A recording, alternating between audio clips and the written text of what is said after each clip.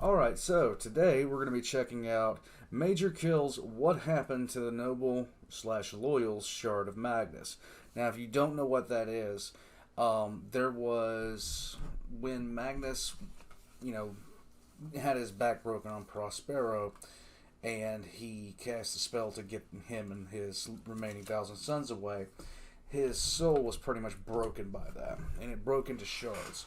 And there was one shard that was left, and that is pretty much the only reason Magnus actually came to Terra. He didn't come for much any other reason than that.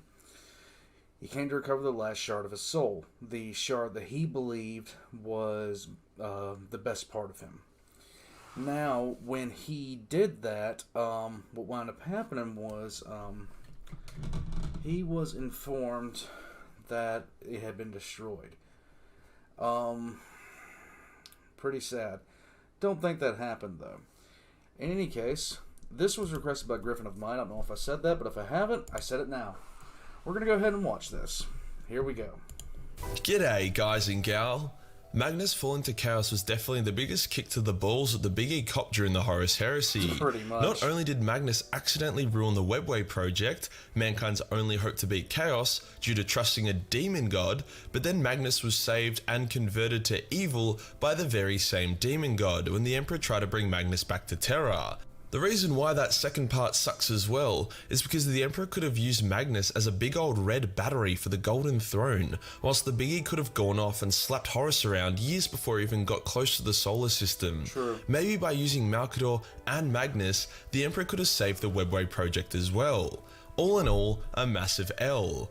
But not all of Magnus was lost to Titsnitch's tricks. A shard of Magnus, his noble shard, escaped and continued its quest to defend the Imperium.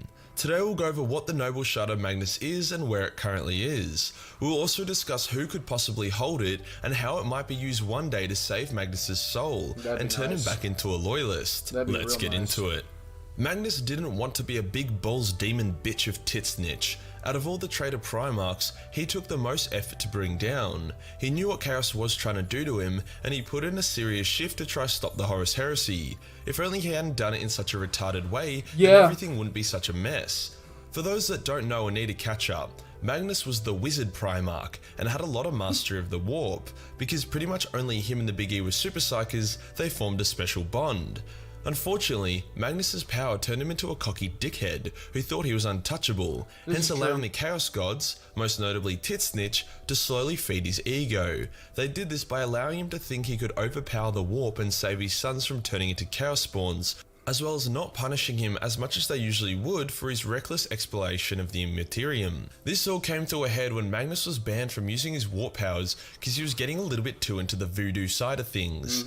Magnus tried to obey this ban, but telling Magnus not to do voodoo is like telling the Australian Nationals Party to stop killing koalas. They're just too addicted to stop. Magnus would use this forbidden power to discover Horus was about to turn to chaos, and he tried to, but couldn't stop him. He then used the power to try warn the Emperor that Horus had fallen. The issue was that in order to quickly contact Daddy, Magnus had to astral project using forbidden warp powers. As he was so cocky, he also disregarded the Emperor's huge psychic wall that was keeping humanity's only hope safe, and decided to bust through the wall to warn Dad. Now, seriously, the only thing that the Emperor could have done in this instant, I mean, like, seriously, what did the Emperor have to do to prove to Magnus that he shouldn't have done what he did? Just a big sign, like, all over the webway, don't mess with this? I don't know. You've got your red nerdy son who is already in the naughty corner for using magic, with said magic dooming humanity. Are you going to listen to him when he tells you that his favourite son Horus is super evil now? No, and neither did the Emperor, who then sent Leman Russ and his space tools to go bring back Magnus for a good old-fashioned spanking. Maybe the Emperor should have really highlighted that he wanted Magnus alive though, because Leman, after some convincing from the now evil Horus, decided to attack Magnus instead. To be fair, Magnus was being a little bitch and not responding to Leman's messages, but it was still a bit of a shit thing of Leman to do. To his credit, Magnus realised that he had fucked up badly and was more than happy to allow Leman to kill him and his sons, so that Titsnitch could never claim them. This didn't last long though, as Magnus changed his mind mid-battle and fought Leman. The two brothers fought, and despite Magnus putting up a good fight, hectic space Vikings are cooler than wannabe Egyptian nerds. Wow. Hence Lehman snapped Magnus' spine over his knee, Bane style. Before Lehman could do anything else, Magnus was like, "Titsnitch, I still don't like you, but I'm too much of a bitch to face death, so please save me." Hence Magnus and his remaining sons were teleported to the Eye of Terror. Losing his spine combined with getting crudely teleported to hell resulted in Magnus' soul getting shattered into multiple pieces, each one containing a different part of his personality as well as his powers. We all caught up? Good, let's continue. His power shard became the new dominant form of Magnus, makes sense, but that shard still felt like dog shit, as imagine being a fragment of yourself with a broken back. His sons gathered enough shards together in order to stabilize the power shard, now called the Crimson King. The Crimson King realized that in order to become Magnus again, he needed to... I seriously hate the way this piece of art looks. Not from any other standpoint other than the fact that he just really looks like he weighs, like his legs weigh 20 times more than his torso. I don't know why that it looks that way to me. I'm guessing it's just a perception thing. But his legs look like they weigh about 7,000 pounds. To absorb his second most powerful shard, his Noble Shard, basically the best part of Magnus. This shard had ended up on Terra under the care of Malkador, who hatched a plan to create Magnus the Human Battery 2.0. The Khan brought a loyalist Thousand Son to Terra, who was suffering from the flesh change. Malkador began to merge that loyalist with the Noble Shard of Magnus, which would then have more or less killed the loyalist, but allowed the shard to be really powerful. But the Khan was like, give my boy a chance, and he fucked with the ritual. The result was the creation of an extremely powerful noble warrior called Janus, who was also apparently a Canadian, as the first thing he did when he was spawned was apologize that he wasn't a good enough battery for Malkador to use. Malkador was like, fuck it, I can work with this. Janus was like a demi-Primarch. He contains a huge level of power within the Noble Shard and was super loyal. He was appointed as the Supreme Grandmaster of the Grey Knights and was tasked with building the Order in secret. After that, he just kind of falls off the pages. Pretty much. He briefly appears during the War of the Beast and has been mentioned to have torn Chaos a mighty new asshole, but I feel like GW really missed out on a great opportunity here to give this man his own novel. There are barely any books that go into detail about the millennium following the Horus Heresy, and there are even less that really flesh out the Grey Knights. GW, if you're watching this, give us a Janus novel, and I won't commission Matt Ward hentai. Because of the lack of the Janus mentions, I can't say with 100% certainty what happened to him, other than he's dead. However, I have a pretty bloody good theory what actually ended up happening to him in the Noble Shard, and I reckon it's pretty on the money. Everyone knows about Kaldor Drago, the current Supreme Grandmaster of the Grey Knights, who is retardedly overpowered for no apparent reason. Except, maybe there is a reason. There is a reason. Here is my tinfoil hat conspiracy. Go for it. Upon Janus's currently unknown death, the Noble Shard of Magnus within him survived and passed on to the next Supreme Grandmaster. This happened an unknown amount of times until Drago's Supreme Grandmaster was killed by Mortarion.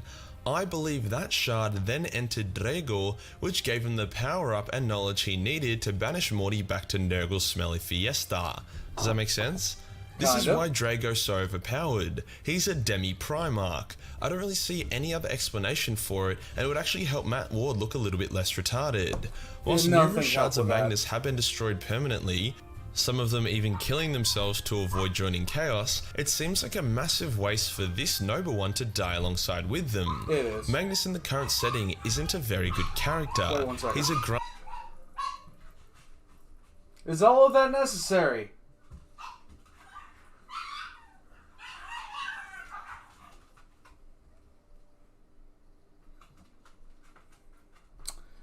Grumpy, unlikable asshole with no redeeming qualities beyond his model being cool.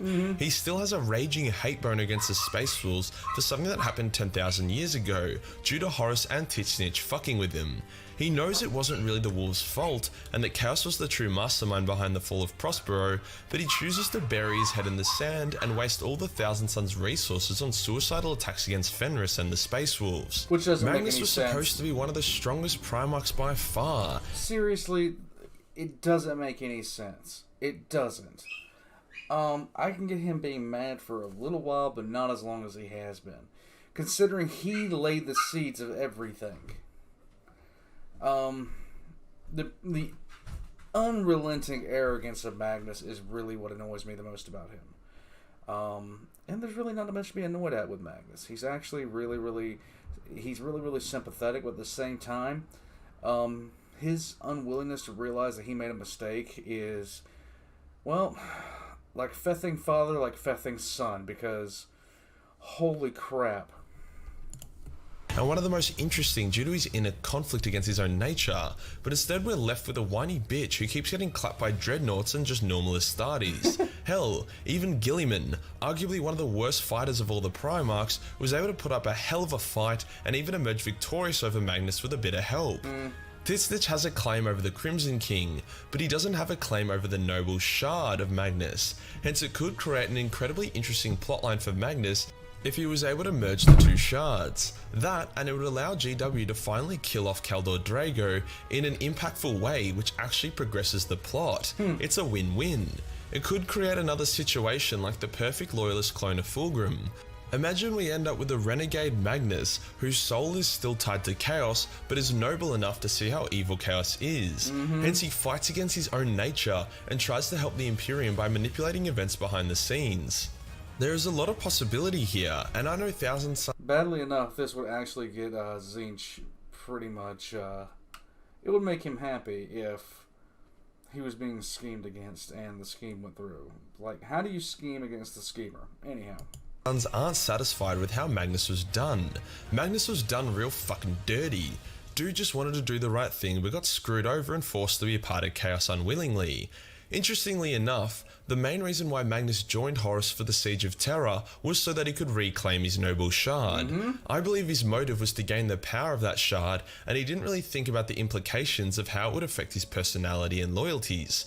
Or, you know, maybe I'm full of shit and the noble shard of Magnus is gone, or maybe if it does merge with Magnus, does fuck all other than giving that big old red tryhard a power boost. It's no secret, I reckon, the Traitor Primarchs and Chaos as a whole are very poorly written and conceived, Sometimes. with every single Traitor Primarch becoming less likeable, dynamic, and interesting the further they fall to Chaos. Stuff like a loyalist shard of Magnus, a potentially loyalist Amigon, and a loyal... Okay, so seriously... Perturabo is an exception to that rule. This clone of Fulgrim is super interesting to me. I love anti-heroes and characters that toe the line between good and evil, so I'm hoping we get to see some of that here with Magnus. And that does us for today, guys. What we know about the loyalist shard of Magnus and where it could be. If you enjoyed the video and want to support the channel, then Patreon is the place to be, where only $1 per month give you access to a boatload of Warhammer hentai. Hit the subscribe button, then hit the real subscribe button for more big old red content. Join the Discord for And that was Majorkill's video on what happened to the noble/loyal shard of Magnus. I agree with a lot of the stuff that he said, but I do think that if somehow Magnus were to regain the last shard of himself, that he would turn on Tzeentch almost instantaneously. That's just me. I'm going to put his information down below, including his Patreon, right next to mine. And I will see you guys next time.